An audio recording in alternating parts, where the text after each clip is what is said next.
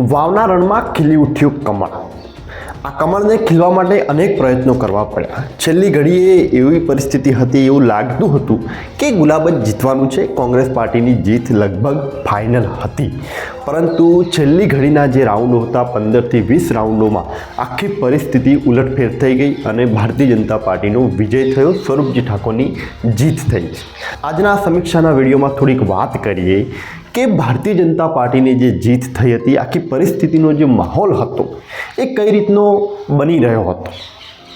ગઈકાલે 23 તારીખ એટલે કે વાવની પેટા ચૂંટણીનું પરિણામ જે જગણા ખાતે પાલનપુર હાઈવે ઉપર એન્જિનિયરિંગ કોલેજમાં એમનું પરિણામની ગણતરી હતી અને આ ગણતરીમાં છેલ્લી ઘડીએ આખી પરિસ્થિતિઓ એવી બધી બદલાતી જોવા મળી। ક્યાંક શ્વાસ ઊંચા નીચા બધાના થઈ રહ્યા હતા, ક્યાંક ભાજપના નેતાઓના, ક્યાંક કોંગ્રેસના નેતાઓના, બધું જ આખી રાજનીતિ તમે જુઓ તો બધી આખી બનાસની રાજનીતિ કહેવાય ને કે થોડીક અલગ પ્રકારની હોય છે।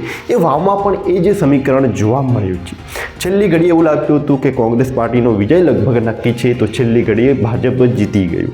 જે પુનરાવર્તન કદાચ થયું હોય એ રીતનું જોવા મળ્યું, ખાસ કરીને જ્યારે પાટણની લોકસભાની ચૂંટણી હતી તો એમાં એવું હતું કે કોંગ્રેસ જ જીતવાની છે। છેલ્લા 2 રાઉન્ડમાં ભાજપ જીતી જાય છે, ચંદનજી ઠાકોરની હારતા છે અને ભરતજી ડાભી જીતી જાય છે। એ જ પરિસ્થિતિ અહીંયા પણ જોવા મળી। શરૂઆતના રાઉન્ડોમાં તમે જુઓ તો શરૂઆતના રાઉન્ડની ગણતરી જે રીતે વધતી જતી હતી એ રીતે ગુલાબસિંહ રાજપૂતની લીડ વધી રહી હતી। છેલ્લી ઘડીએ 12થી 13ના રાઉન્ડ સુધી તો 12થી 13,000ની લીડ સાથે ગુલાબસિંહ રાજપૂત આગળ વધી રહ્યા હતા। એમની જે ટક્કર હતી એ ભારતીય જનતા પાર્ટી જોડે જ હતી, સ્વરૂપજી ઠાકોર સામે જ હતી, કેમ કે માવજીભાઈ પટેલના તો એકદમ વોટ ઓછા હતા, એટલે એ તો ચિત્રમાંથી એકદમ બહાર જ નીકળી ગયા હતા।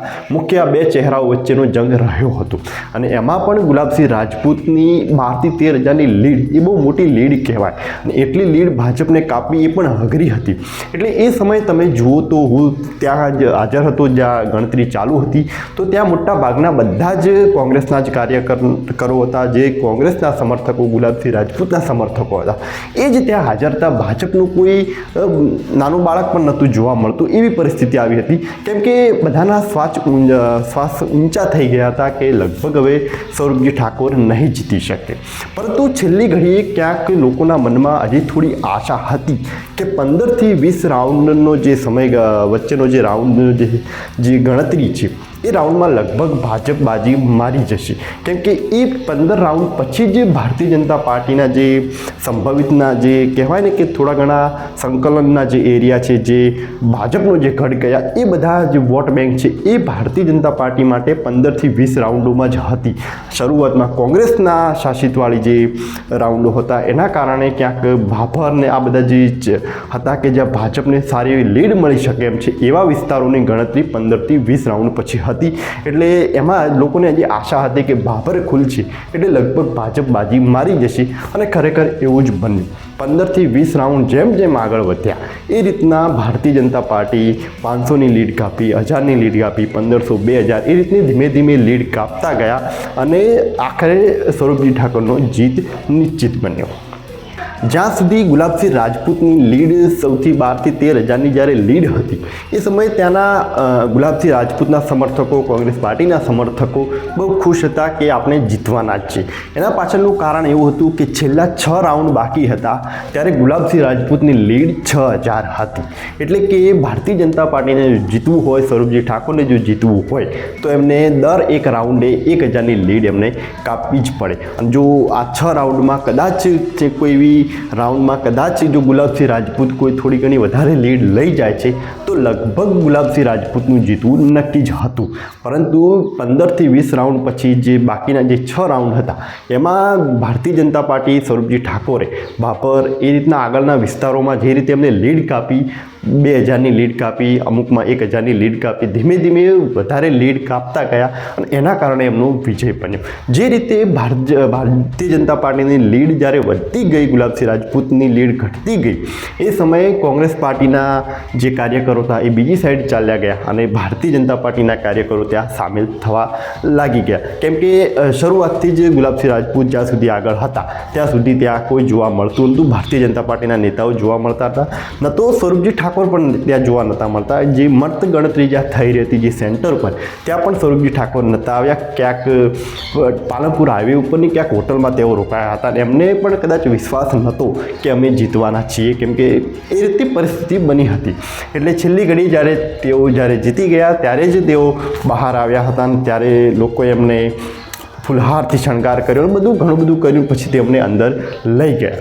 આખી આ સ્વરૂપજીની જીત પાછળ મુખ્ય બે ચહેરાઓએ મહત્ત્વનો ભાગ ભજવ્યો, શંકરભાઈ ચૌધરી અને અલ્પેશ ઠાકોર. અલ્પેશ ઠાકોર માટે પણ આ એક વટનો સવાલ હતો, કેમ કે ભારતીય જનતા પાર્ટી જો આ બેઠક ઉપર જીતે છે તો ક્યાંક મંત્રી પદથી ક્યાંક નજીક અલ્પેશ ઠાકોર આવી શકે એમ છે, ક્યાંક લીલી પેનની એમની જે આશા છે એ કદાચ પૂરી થઈ શકે એમ છે. અને બીજી બાજુ જો ભાજપ હારે છે તો પણ ક્યાંક ગેરીબેનનો વટ વધી જાય છે, તો ઠાકોર સમાજમાં જે રીતે પ્રભુત્વની જે લડાઈ છે એમાં ક્યાંક અલ્પેશ ઠાકોરની નબળાઈ ચોક્કસપણે જોવા મળશે. એના કારણે આ બેઠક ઉપર અલ્પેશ ઠાકોરે ખૂબ મહેનત કરી હતી. સાથે જ શંકરભાઈ ચૌધરી માટે પણ એક અલગ પ્રકારની પરિસ્થિતિ આવી બની. સામે માવજીભાઈ પટેલે અપક્ષ ઉમેદવારી નોંધાવી.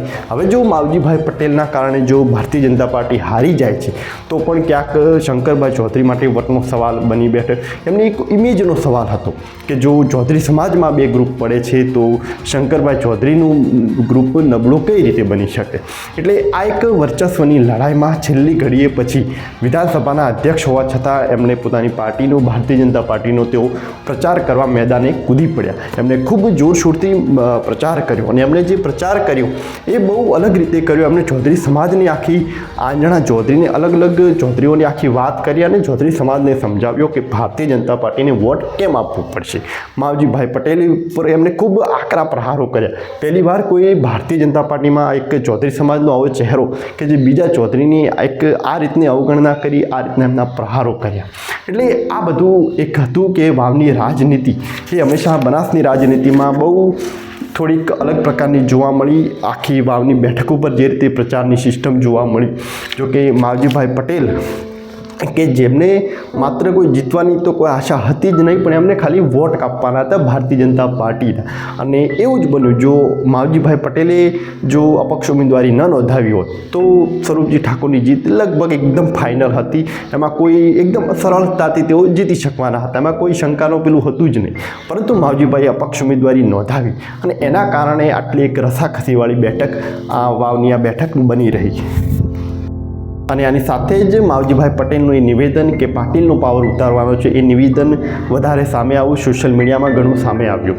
જે રીતે પાટીલનો પાવર ઉતારવાનો છે એની જગ્યાએ પાટીલનો પાવર હવે વધી રહ્યો છે.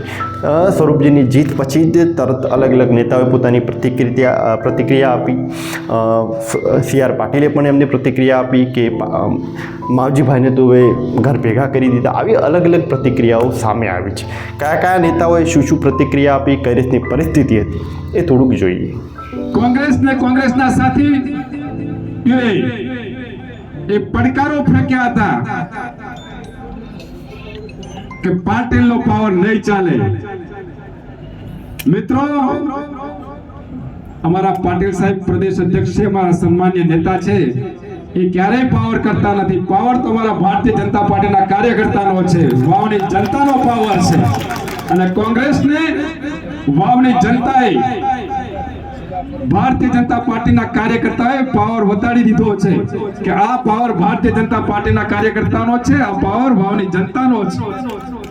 તમે જનતા જનાર્દનનું અપમાન ના કરો, તમે જનતા જનાર્દનને ભ્રમિત કરી નકારાત્મક રાજનીતિ ના કરો. આ નકારાત્મક રાજનીતિના જડબા જવાબ જો વાવની જનતા આપ્યા છે. 2024 ની લોકસભાની ચૂંટણીમાં પણ આપ્યા હતા અને 2024 ની પેટા ચૂંટણીમાં પણ વાવની જનતાએ જડબાતોડ જવાબ આપ્યો છે.